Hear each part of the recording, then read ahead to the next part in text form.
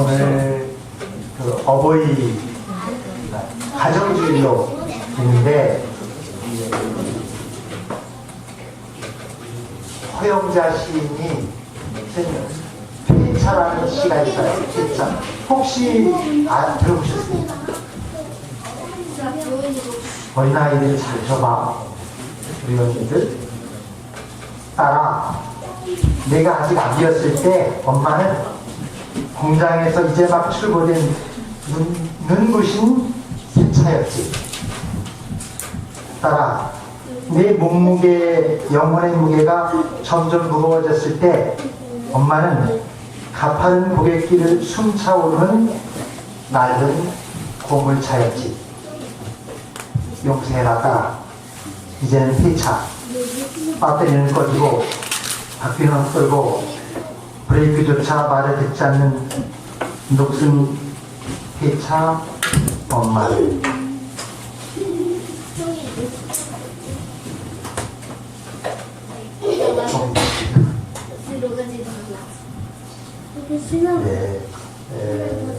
정말 오늘 우리가 이 예배 중에 특별히 자녀들은 나이 드신 연로한 부모님을 좀 기억하시고, 부모님께서는 하느님께서 우리에게 맡겨주신 그 자녀들 다시 한번 돌아보시는 시간이 되시기를 바랍니다. 부활에 대한 성서 말씀 중에 지난번에도 말씀드렸지만 제자들, 다른 사람들 잘 안 믿었다. 또 하나 오늘 엠마오로 가는 제자들에 나왔지만 예수님이랑 하루 종일 거의 걸어갔는데요, 제자들이 알아보지 못합니다. 사실은 좀 궁금한 내용이 어떻게 그렇게 못 알아볼 수 있을까? 1차적으로 제자들이 무지무지하게 둔감합니다. 그래서 눈이 멀었든지, 오늘 성서 말씀에는 눈이 가려졌다는 말씀도 나오는데, 하여간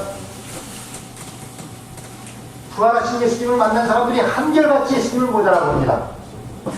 그러니까 그 사람들이 전부 다 눈이 멀었다고 말하기는 어렵겠죠. 그러면 또 어떤 걸 생각해 볼 수 있냐면, 예수님의 모습이 십자가에서 내려진 시신의 모습이 아니었을 수도 있습니다. 우리는 시신이 일어난 걸로 생각하는데 그게 아니었을 수 있다는 거예요. 그래서 못 알아볼 수 있었다는 겁니다. 막달라 마리아가 예수님을 못 알아봤습니다. 거긴 눈이 가려졌다는 말씀 안 나와요. 근데 못 알아봤어요.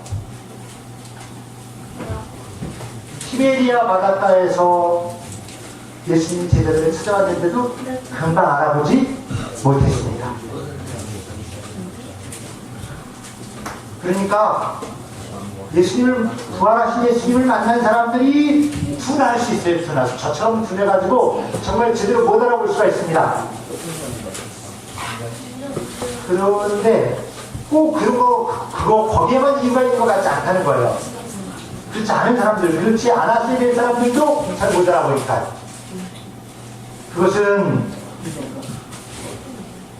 부활하신 예수님의 몸이 십자가에서 내려진 시신이 일어난 그대로 모습이 아니었을 가능성이 굉장히 높습니다. 그러면 이해가 되는 거예요. 금방 못 알아볼게요. 왜냐하면 우리가 그 문제를 깊이 생각해보지 않아서 그러는데, 그러면 예를 들자면 대머리로 죽는 대머리로 부활해야 됩니까? 곤란하잖아요. 키 작은 사람은 부활할 때 키 작은 사람은 부활해야 될까요? 곤란하지 않겠어요? 그러니까 이게 굉장히 중심에 있는 문제예요. 그런데 우리가 그걸 금방 생각해보지 않는 겁니다. 현재의 모습대로 다시 살아나는 거 아닐 거다. 그래야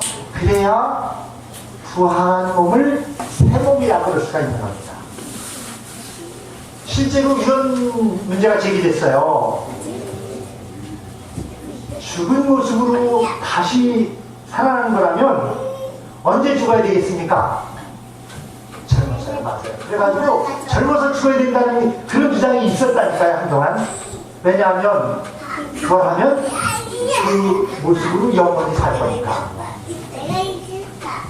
그러니까 그런 걸로 생각해보면 부활은 죽은 모습 그대로 일어나는 거 아니다. 이거는 분명하다는 거예요. 그래서 제자들이 예수님을 금방 알아보지 못한 거다. 그러면 현재 우리 육신에 우리가 살고 있는 물질에 너무나 많은 시간과 정성을 쏟고 있는 거라는 말씀입니다. 우리는 마치 크리스찬들도 부활을 지금 몸으로 일어날 거라고 그렇게 믿고 있는 것처럼 살고 있다고 느껴진다는 겁니다.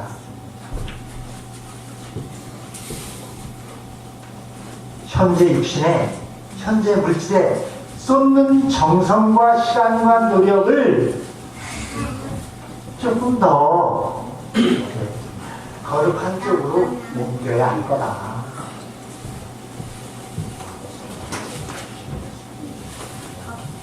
그러면 부활한 몸이 지금과 아무 관련이 없다는 거냐? 그런 뜻은 아닙니다. 그러니까 이 두 가지는 아니에요. 첫째, 부활은 지금 죽은 모습으로, 죽던 당시의 모습으로 다시 살아나는 거 아니라 그건 분명한 겁니다. 성서는 그렇게 설명하고 있어요. 두 번째, 그렇다고 지금 현재 내 모습과 아무 관련이 없다는 거냐? 그렇지도 않다. 그러면 예수님을 못 알아봐야 되는 겁니다. 지난주에 그 토마가 질문한 게 아주 중요한 질문이에요. 그래서 토마가 예수님을 어떻게 확인하겠다고 그러죠? 토마가 예수님을 어떻게 확인하겠다고 그러니까 네, 예수님 몸에 상처가, 흉터가 몇 개가 있죠? 보통 5개가 있다고 해요. 그래서 그걸 오상이라고 합니다. 오상. 그래서 부활주에 5개의 옷을 박아놓은 거예요. 왜 5개예요? 손과 발 4군데 있고 또 한 군데는 어디죠?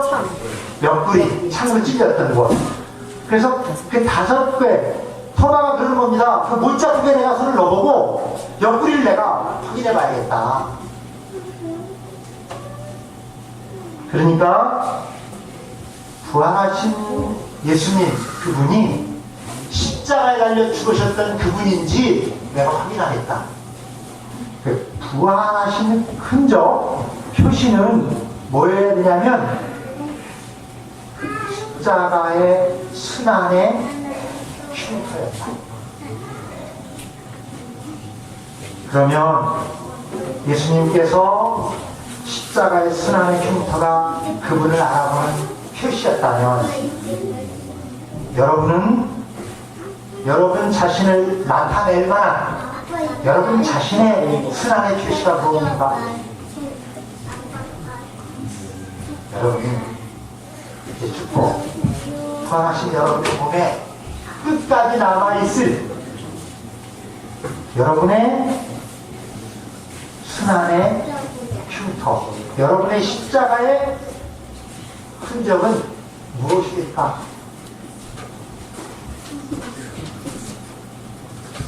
그 여러분이 감당하는 여러분 자신의 순환과 고난의 흉터, 거기서 생긴 자국, 그것이 부활하신 후에도 끝까지 여러분에게 남아있을 여러분의 표시일 거라는 겁니다.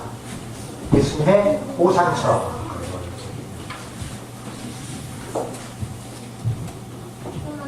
근데 그 흉터가 육신에 있는 것만은 아니겠죠. 여러분의 마음, 여러분의 가슴, 여러분의 삶에 옹이처럼 남아있는 그 무엇. 그러니 그 흉터를 부끄러워하지 마시라는 겁니다. 일로 인해서 거칠어진 손과 발을 부끄러워할 필요가 없다. 검게 그을린 얼굴과 피부를 부끄러워할 이유가 없다. 도리어 일하지 않아서 공주같이 간직하고 있는 그런 화려함과 깨끗함이 부끄러운 표시일 수 있다. 이 땅에서 고난을 겪고 아픔을 견디고 고통을 이겨낸 흔적과 흉터가 부활의 날에 여러분의 몸에 남아서 그것이 나다 하는 그런 표시가 되어질 것이다. 그러므로 그 흔적과 흉터를 자랑스러워해야 할 일이지 부끄러워해야 할 것은 아니다. 지금 여러분의 몸에, 여러분의 삶에 부활의 날까지 남을 그런 고난의 흔적, 순환의 표시, 십자가의 흉터는 무엇인지 돌아보십시오. 오늘 엠마오로 가던 그 제자들이 예수님과 나란히 걸어갔지만 눈이 가려져서 예수님을 바라보지 못했다고 합니다. 그들이 왜 가려진 걸까요? 무엇이 제자들의 눈을 가렸을까? 오늘 성경 말씀에 보면 제자들이 왜 눈이 가려졌다, 그 눈이 무엇이 그 눈을 가린 거다 하는 말씀은 안 나옵니다. 다만 나중에 제자들이 예수님께서 식탁에서 빵을 들어 감사의 기도를 드린 후에 예수님이 그 빵을 띄어서 나눠주니까 그 빵을 받아 먹고 나서 눈이 열렸다, 그렇게 설명해 줍니다. 그러니까 오늘날 우리식으로 설명하면 이 감사 성찬례, 성체성사, 주님의 빵과 포도주를 받아 먹으니까 눈이 열렸다는 말씀입니다. 그런데 왜 눈이 가려졌는지, 무엇이 눈을 가렸는지 그 말씀을 오늘 계속 읽어보면 이런 설명이 가능합니다. 제자들은 나자렛 예수가 하느님께서 우리를 구원하시려고 보내신 구세주라고는 믿었습니다. 그렇게 말하잖아요. 우리는 그분이 하느님께서 보내신 예언자라고 믿고 있었습니다. 근데 그들이 그 예수님을 통하여 하느님께서 일으키실 구원에 대하여 기대하고 바랬던 것은 강력한 이스라엘의 군대를 일으켜서 로마와 주변 세력을 몰아내고 예수님이 새로운 왕국을 세우시기를 기대하고 바랬었습니다. 그것은 성세 여러 곳에 나옵니다. 그들이 하나님 우리를 구원하시되 새로운 이스라엘 강력한 왕국을 세우셔서 예수님이 왕이 되셔서 우리를 구원해 주십시오. 그런 기대와 바람을 가지고 있었습니다. 그런데 예수님이 로마의 군대에 잡혀가서 십자가에 달려 죽음 당하시는 순간에 그들의 모든 기대는 다 물거품이 되고 끝났습니다. 예수님이 숨을 거두시자 다 끝났다, 이제 가자. 그리고 고향으로 돌아가고 다시 어부는 고기를 잡으러 가고 일할 사람은 일하러 갔습니다. 자기들의 기대와 바람이 다 무너진 겁니다. 우리의 기대가 무너졌다. 우리가 바라던 것이 다 날아갔다. 그래서 다시 옛날로 돌아갔습니다. 제자들을 눈멀게 한 것은 자기들의 경험, 자기들의 기대, 자기들의 바람, 자기들의 욕심입니다. 이제까지 우리 경험에 의하면 하느님은 이렇게 구원하셔야 하는 겁니다. 하늘 군대로 강력한 왕국을 세워서 이 세상을 뒤집어 엎어가지고 이제는 우리가 지배자가 되고 옛날 지배자들은 종이 돼서 우리가 그들을 부리고 다스리는 그런 시대가 오기를 바랬습니다. 근데 그 바람이 그들을 응어리게 했습니다. 그들의 기대는 다 힘들없이 무너지고 희망은 깨지고 예수님은 십자가에 달려 죽으셨습니다. 그래서 그들은 다 돌아갔습니다. 다 끝났다. 실패했다. 이렇게 자기들의 기대와 경험과 생각과 바람에 잡혀 있는 한 예수님의 부활을 바라고 희망하고 기다릴 수는 없다. 다른 것을 못 보게 합니다. 부활은 이제까지 우리가 듣도 보도 못하던 새로운 역사가 시작되는 겁니다.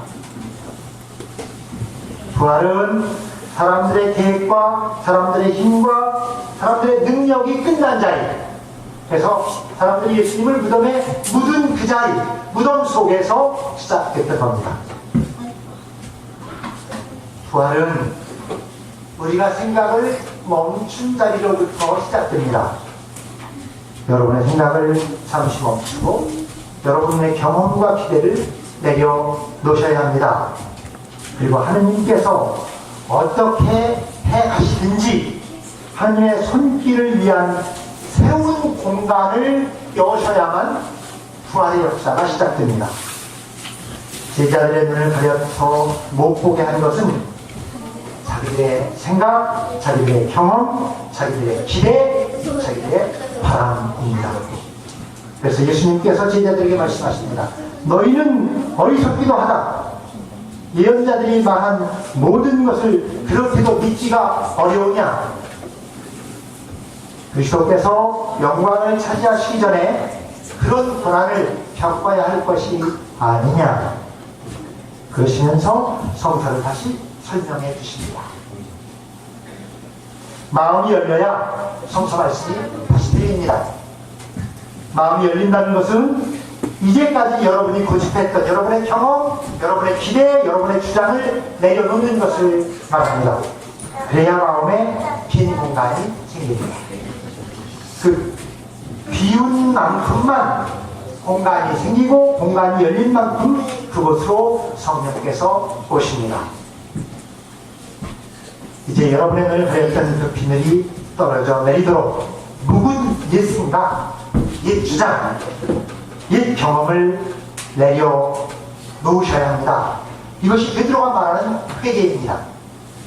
회개는 잘못을 뉘우치는 것을 넘어서서 우리들의 의식, 우리의 삶이 바뀌는 것입니다.